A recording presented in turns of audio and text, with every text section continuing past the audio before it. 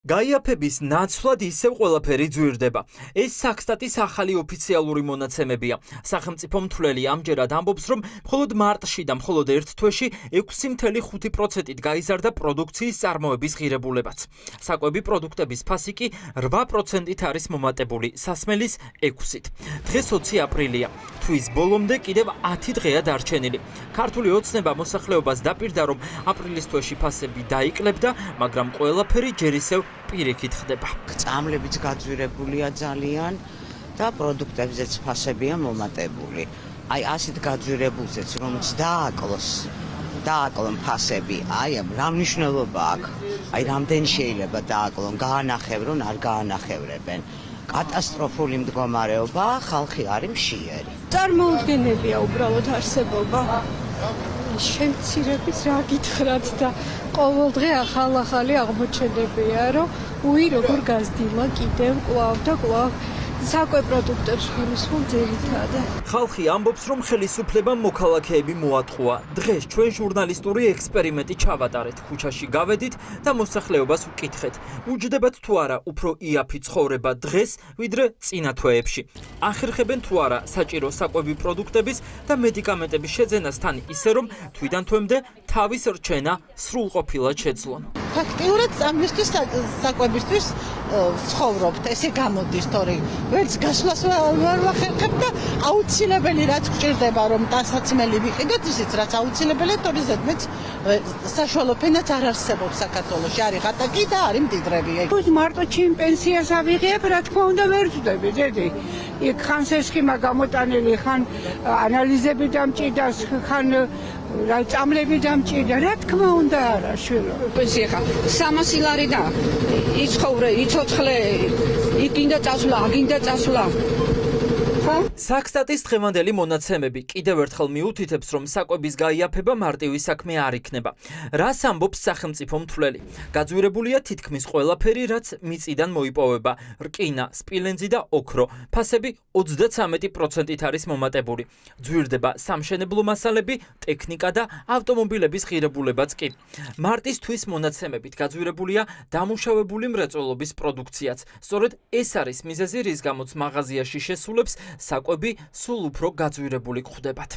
ერთის მხრივ უგუნური პოლიტიკა და მეორეს მხრივ უმოქმედობა საწვავი ფასების ზრდასთან მიმართებაში გამოიწვევს ძალიან მძიმე და სავალალო შედეგებს ქართული ბიზნესისთვის. აიღეთ პასუხისმგებლობა. პირადად ირაკლი კობახიძემ უნდა აიღოს პასუხისმგებლობა ამ ქვეყანაში იმაზე, რომ საქართველოს მოქალაქეების ცხოვრება ბევრად უფრო გაძვირდა, ვიდრე ეს იყო მანამდე, სანამ ეს უბადრუკი კომისიები შეიქმნებოდა. დროებითი ღონისძიების სახით დაწესდეს ფასების ზედა ზღვარი. რაცა პროპაგანდისტული გზავნილები ვერ მოაგვარებს იმ არსებით პრობლემებს, რაც ამ ქვეყანაში დგას. ეს არის ტოტალური კორუფცია, ეს არის ქართული ოცნების ხელისუფლების ცუდი ეკონომიკური პოლიტიკა, ფულის მოპარვა და მიტაცება ბიუჯეტიდან, რასაც ისინი აკეთებენ და ნულოვანი ანგარიშვალდებულება ხალხთან. თავად კომისიაზეც კი წარმოებლები, რომლებიც ოცნების დაპატიჟებით მოდიან, ოცნების წარმოადგენლებს უფიქსირებენ, რომ მათ არანაირი რესურსი არ გააჩნიათ პირველადი მოხმარების პროდუქტებზე ფასი შეამცირონ. მაშინ რაზე ვსაუბრობთ საერთოდ ხომ?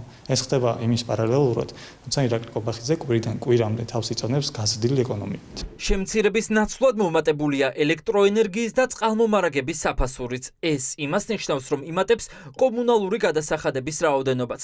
ამ ფონზე ჩნდება კითხვა, როგორ უნდა შემცირდეს ფასები. ეკონომისტები ამბობენ, რომ ეს მხოლოდ დასაწყისია. ახლო აღმოსავლეთში მიმდინარე კონფლიქტის შედეგებს ჩვენი ქვეყანა რამდენიმე თვეში იგრძნობს, თუმცა საწვავის ფასმა უკვე რეკორდულად მოიმატა. იმისთვის, რომ ვითარება დროებით მაინც დასტაბილურდეს, ეკონომისტების ერთ-ერთი რეკომენდაცია საწვავის ფასებზე აქციზის შემცირებაა.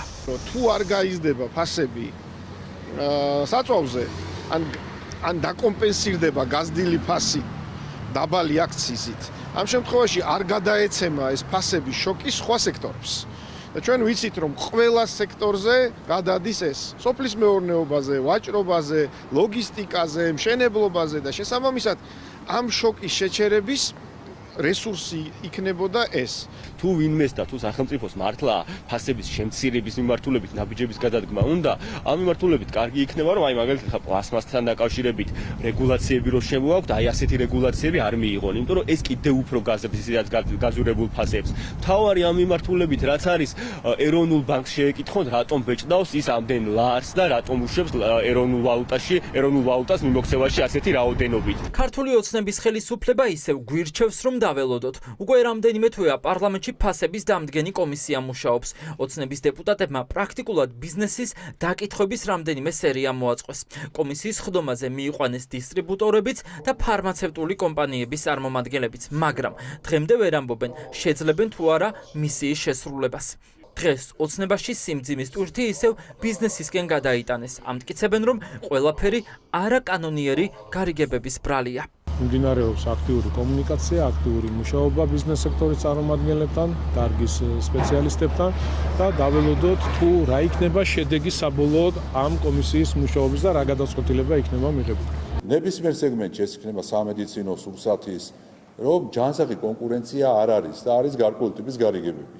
და ამას ვერავინ ვერ დაარეგულირებს, გარდა სახელმწიფო ინსტიტუციისა ამ შემთხვევაში გულისხმობ პოზიტიურ დარეგულირებას იგივე კონკურენციის სააგენტოს სახით. გაჭირვებული ხალხი ახლა მოლოდინის რეჟიმშია. მოქალაქეებს აინტერესებთ, როდის იგრძნობენ გაიაფებულ ცხოვრებას საკუთარ ჯიბეზე.